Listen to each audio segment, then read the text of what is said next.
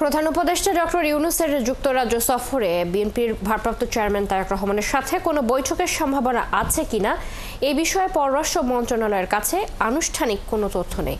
বুধবার বিকেলে পররাষ্ট্র মন্ত্রণালয় সংবাদ সম্মেলনে ভারপ্রাপ্ত পররাষ্ট্র সচিব রুহুল আলম সিদ্দিক এ কথা জানান। লন্ডনে পলাতক আওয়ামী নেতাদের ফেরাতে কোনো আলোচনা হবে কিনা জানতে চাইলে তিনি জানান, ব্যক্তি নয় বরং পাচার হওয়ার টাকা ফেরত আনায় গুরুত্ব দেবে সরকার।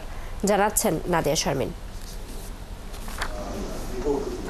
একনল অ্যাডভান্সড হাইজিন সোপ এবার জীবাণু ধুলাবালি ঘাম ক্লিন বোল্ড। মর্যাদাপূর্ণ কিংস চার্লস হারমোনি অ্যাওয়ার্ড গ্রহণ করতে আগামী 10 থেকে 13 জুন যুক্তরাজ্য সফর করবেন প্রধান উপদেষ্টা অধ্যাপক ডক্টর মোহাম্মদ ইউনূস। অন্তর্বর্তী সরকারের দায়িত্ব নেয়ার পর এটি হবে ইউরোপের কোনো দেশে তার প্রথম সফর। বুধবার এ উপলক্ষে এক প্রেস ব্রিফিংয়ে পররাষ্ট্র উপদেষ্টা জানান, এ সফরে ব্রিটিশ রাজা দ্বিতীয় চার্লসের সাথে বাকিংহাম প্যালেসে দেখা করবেন প্রধান উপদেষ্টা। বৈঠক হবে যুক্তরাজ্যের রাজনৈতিক দলগুলোর প্রতিনিধিদের সাথেও। এ সময় বিএনপির ভারপ্রাপ্ত চেয়ারপারসন তারেক রহমানের সাথে সাক্ষাতের কোনো সম্ভাবনা আছে কিনা তা নিয়ে কয়েক দফা প্রশ্ন করেন সাংবাদিকরা। যাদের সাথে মিটিং বা সভা বা বৈঠক হতে পারে বা অডিয়েন্স হতে পারে আমি বিস্তারিত জানিয়েছি।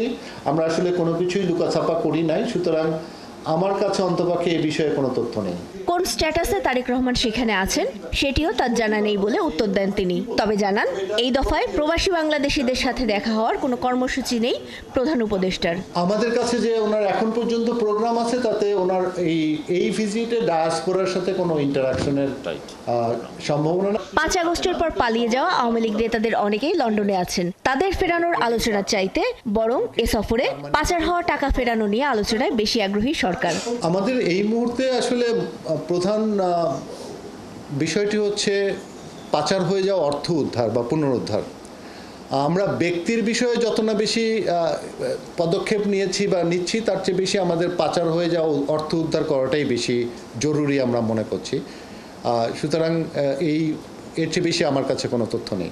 কোর্ট থেকে কোনো নির্দেশ না আসা পর্যন্ত কাউকে আমরা এক্সট্রাডিশনও করার জন্য বলতে পারবো না, অথবা কারো বিরুদ্ধে কোনো অভিযোগও আমরা অন্য দেশের কাছে উপস্থাপন করতে পারবো না যদি তার বিরুদ্ধে কোনো কোর্টের কোনো নির্দেশনা, লিগ্যাল কোনো এন্টিটির কোনো নির্দেশনা না থাকে।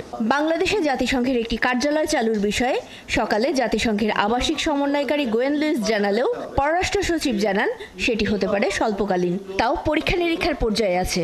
যেটা সরকারি সফর হিসাবে ঘোষণা করা হয়েছে সেখানে ব্যক্তিগত বিষয়টা কিভাবে আসে আমার ঠিক জানা নেই। নাদিয়া শারমিন, 71, ঢাকা।